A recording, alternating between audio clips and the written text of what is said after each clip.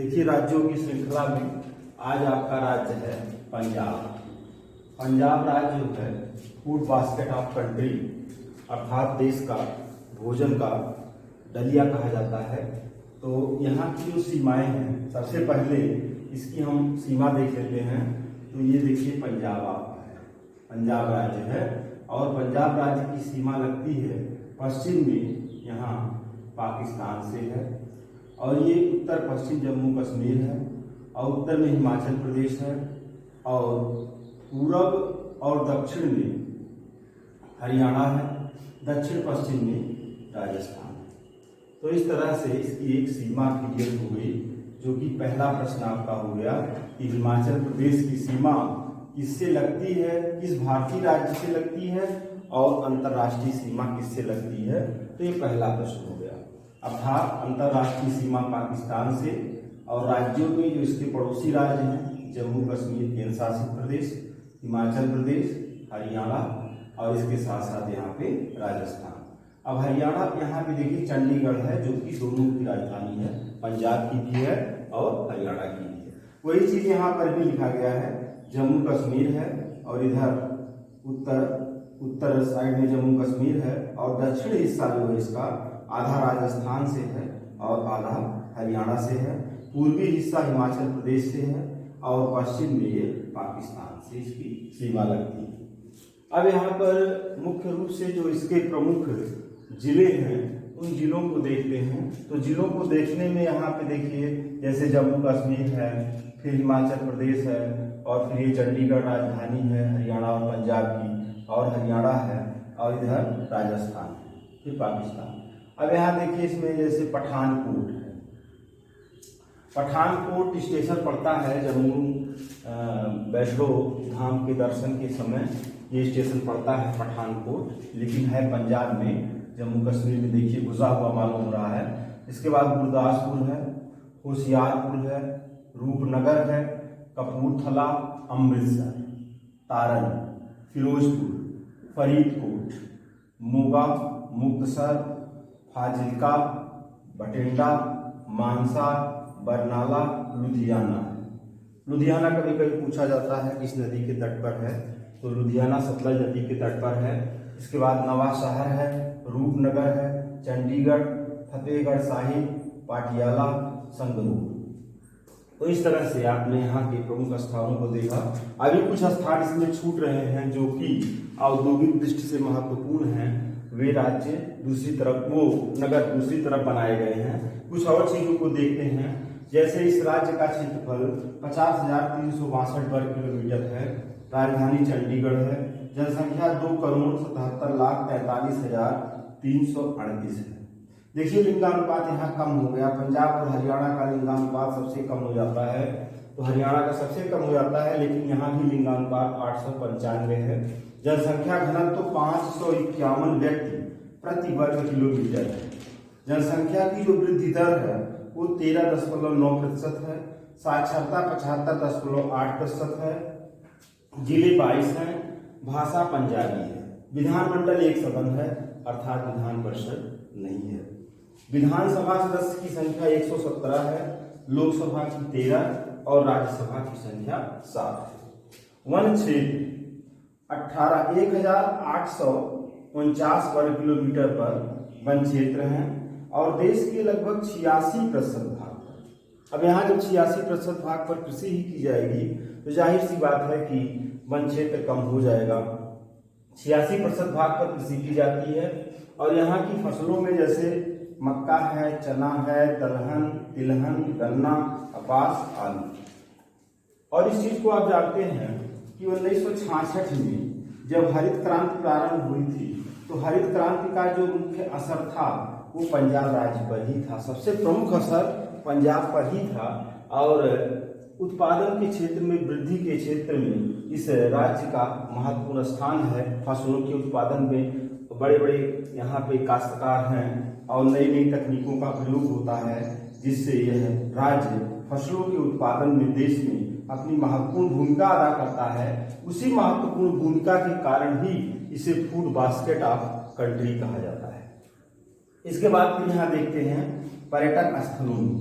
जब आप कभी यहाँ जाएंगे टहलने तो इन स्थानों पे आपको जाना है। जैसे अमृतसर का स्वर्ण मंदिर है, दुर्गियाना मंदिर है, जलियांवाला बाग हत्याकांड आप जानते ही हैं, और इसके बाद भाखड़ा नांगल बांध से आप परिचित हैं, आनंदपुर साहिब है, जालंधर सिटी है, लुधियाना है, पठानकोट है, रोपड़ एक स्थान जो कि सिंधु घाटी सभ्यता का एक स्थल है, और इतिहास में इस चीज को पूछा जाता है कि रोपड़ जो है वो किस राज्य में है, तो इसकी स्थिति पंजाब में हुई।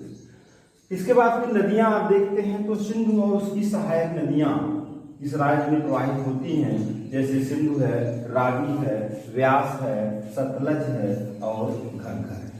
जल विद्युत गृह यहाँ पे भटिंडा है, और जल विद्युत परियोजना भाखड़ा नांगल, पोंग बांध, थीन बांध जो कि रावी नदी पर है, और सतलज व्यास संपर्क परियोजना है। तो ये जल विद्युत परियोजना के अंतर्गत ये है भाखड़ा, पोंग, थीन, सतलज। झीलों में दो झीलें आप याद रखेंगे, हरकी पत्तन झील, हरकी पत्तन झील अमृतसर में है, और गोविंद सागर झील यहाँ पे स्थित है भाखड़ा नांगल बांध के पास। जबकि गोविंद वल्लभ पंत सागर झील जो है वो उत्तर प्रदेश में स्थित है रिहंद बांध के पास। इसमें अंतर आप कई बार समझ चुके हैं। और फिर यहाँ देखेंगे कि उद्योगों में होजरी उद्योग बहुत प्रसिद्ध है, अर्थात वस्त्र जो उद्योग है यहाँ बहुत प्रसिद्ध है।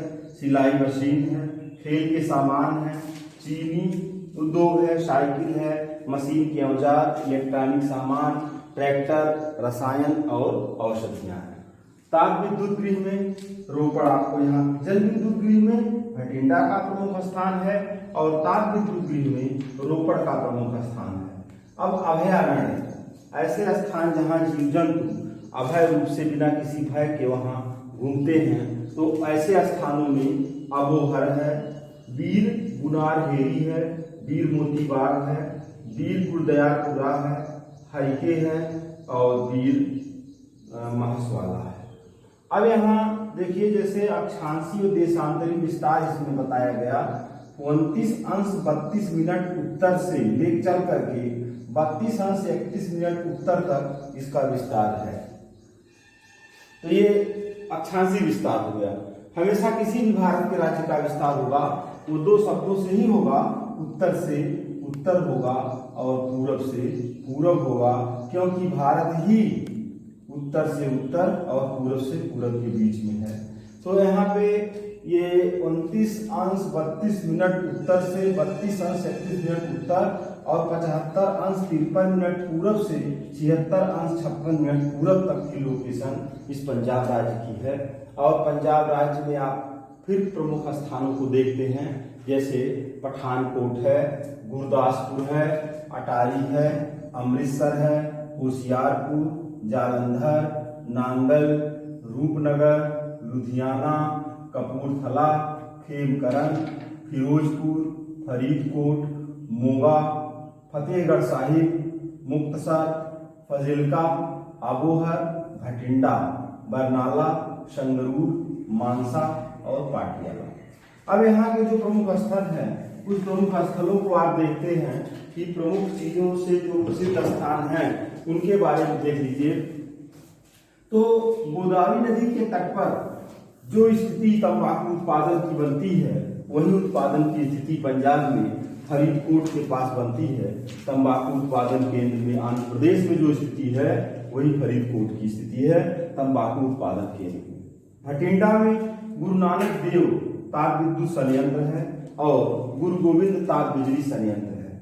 अमृतसर, तो अमृतसर एक बहुत महत्वपूर्ण शहर है और ये सूती वस्त्र के लिए प्रसिद्ध है, रेशमी वस्त्र के लिए प्रसिद्ध है, अमृतसर स्वर्ण मंदिर के लिए प्रसिद्ध है। और भारत के जो हेरिटेज सिटी हैं, जो सांस्कृतिक विरासत वाले शहर हैं, उसको जोड़ने की जो योजना बनाई गई है उसमें भी इसको सम्मिलित किया गया है।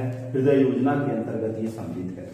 माधोपुर व्यास संपर्क नहर बनाया गया है। व्यास नदी के अतिरिक्त जल को लाने के लिए यह योजना है माधोपुर व्यास संपर्क नहर। फिरोजपुर में प्राकृतिक गैस का संचित भंडार है। नेचुरल गैस जो है ये संचित भंडार पंजाब के फिरोजपुर में है। गंगवाल में प्रसिद्ध जल विद्युत परियोजना है।